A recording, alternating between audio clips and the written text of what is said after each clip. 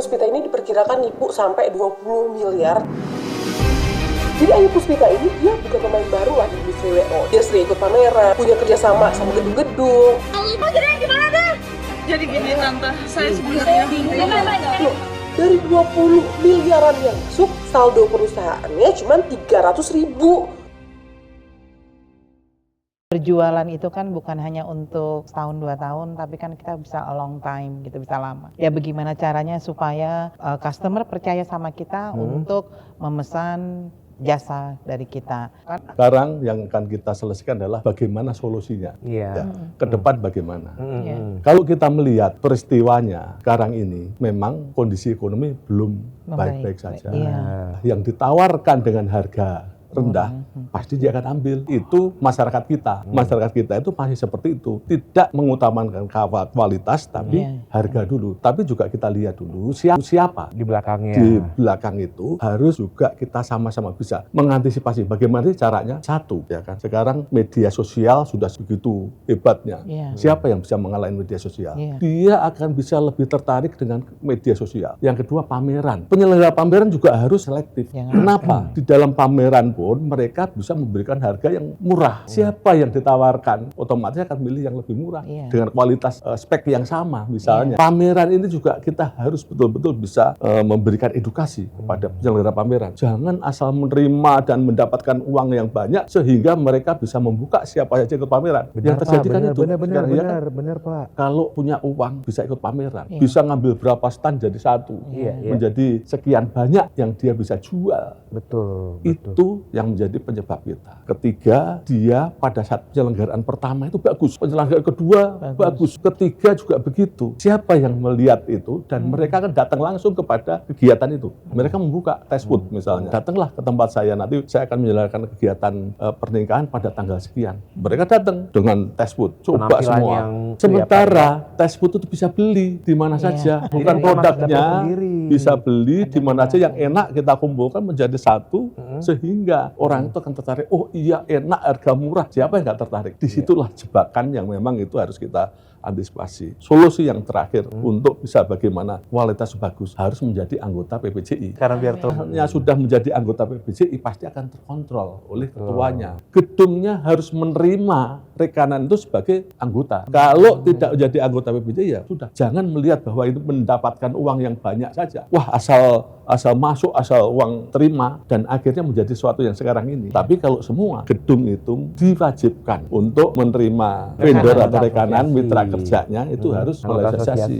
Dan gunanya organisasi juga jangan hanya bagaimana mengambil sikap atau keuntungan sendiri saja, tapi juga harus bagaimana melindungi para anggotanya ini. Kalau anggotanya itu terlindungi semuanya, sejahtera, pasti semua akan jalan baik. Kuncinya ada di kita-kita ini sekarang. Bagaimana kita-kita ini berempat ini mau bagaimana wedding ke depan itu ada di sini. Ini sebenarnya perlu kita perbaiki Mas, ataupun stigma yang perlu kita lurusin ya, kita edukasi bareng-bareng. Karena memang WO ini kan sebenarnya profesi ya Mas ya. Ya, sedangkan yang terjadi di luar sana, misalkan urusan tenda, dibilangnya urusan WO. Ada nikahan di rumah. Bener banget. Yang viral-viral kemarin tuh dekornya yang error nih. Yang dipertanyain, WO-nya gimana sih? Makanan kurang, WO-nya gimana sih? Karena mungkin ini yang sedang kita upayakan Mas. Dari Hartana, kan kalau di negara kita udah ada sertifikasi profesi ya, via BNSP. Nah, itu yang sedang kita upayakan supaya WO ini sah jadi profesi yang terverifikasi. Dia kayak driver, dia punya SIM, jadi Betul. memang udah terverify. Nah, itu mungkin ke depannya jauh beberapa tahun ke depan yang boleh ngaku WO ya emang yang punya sertifikasi WO. Saya mau tanya Mas Iya, Fatur ya. Pak Dwi, Apa bedanya wedding organizer sama wedding planner? Ini sebenarnya materi basic trainingnya Hastana nih Mas. Jadi wedding organizer itu adalah kelompok, jadi nggak bisa sendirian nih Pak. Iya. Kelompok yang bertugas untuk mengakomodir atau mengorganisir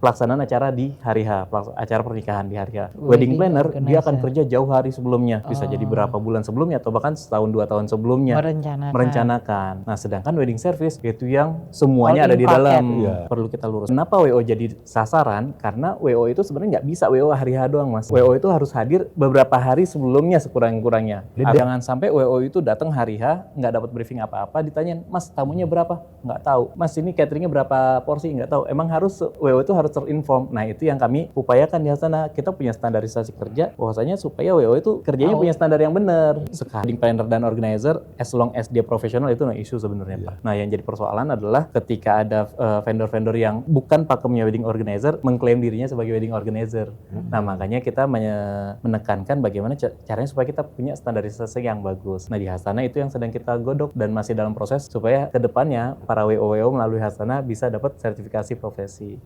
Bagaimana kita untuk mengatasi sekian banyak yang sudah jadi korban?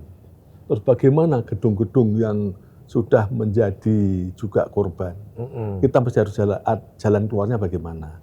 Menurut saya ada satu tentunya yang menjadi masalah besar ini, biaya terbesar itu adalah di catering. Apa ada kebijakan daripada catering misalnya untuk memberikan solusi? Kalau saya sih, kalau yang menurut Pak Dwi bilang bagaimana di catering, saya nggak, catering kan mempunyai nilai sendiri. Betul. Dan Ya beli kan? bahan baku itu ada cost-nya, Mbak ya. Enggak, dan lagi gini, semurah-murahnya kayak catering yang ada di anggota kami, belum tentu bisa semurah dia. Betul. Sebenarnya semua itu tergantung dari, ya itu sih sekali lagi si cateringnya itu dan sama si kliennya ini, dia merasa, wih ada rasa kebanggaan nggak sih Pak kalau Bapak beli barang itu bagus, Iya, masanya ini, gue bisa beli dapat harga murah. Padahal dia nggak tahu itu buatannya misalnya mana gitu kan, istilahnya seperti itu gitu Iya. kan. Dengan kita membeli barang memang harganya lebih mahal. Tapi kan ya risiko aja yang kalau saya sih kita mau dengan harga segitu begini. Case ini aja, tapi penipuan itu terjadi karena apa sih? Mungkin karena ada niat, itu case yang berbeda. Bisa jadi memang dia akan mainin dari kontrak kerjanya segala macam, dia emang nyari celah dari kontrak kerja. Ini yang juga kami tekankan khususnya ke anggota kami adalah untuk jaga nih, kalau niat itu emang udah pribadi masing-masing. Kita bisa kontrol dari manajemennya, ngomongin kontrak kerjanya kayak gimana. Kontrak kerjanya yang seimbang antara klien sama penyedia jasa, sama manajemen keuangannya jangan sampai lolos. Kalau kita ngomongin administrasi ataupun akuntansi, 20 miliar itu jatuhnya kan utang ataupun penerimaan di pendapatan diterima di muka. Ya mungkin Mbak Dini tentunya juga mengalami atau Pak Du juga itu kan klien ada yang DP dan DP-nya totalnya besar. Nah gitu gimana caranya kita mengelola dengan baik supaya nggak gatel nih tangan. Statement kami terakhir ya kepada para Calon calon pengantin atau calon penyelenggara pernikahan, hati-hati dalam memilih catering, Vendor-vendor, hati-hati dalam memilih vendor yang lain supaya apa? Terselenggara dengan baik, terselenggara dengan khidmat. Orang itu tujuan menikahkan itu terhormat, ya kan? Terhormat, untuk menikahkan terhormat sekali. Karena apa? Semua ada di situ. Ya, senang ada di situ.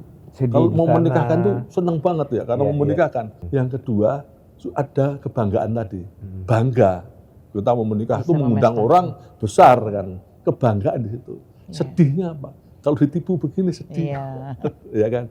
Terus inilah kita harus pesan kepada calon pengguna, calon pengantin, kita harus betul-betul selektif dalam menentukan vendor itu.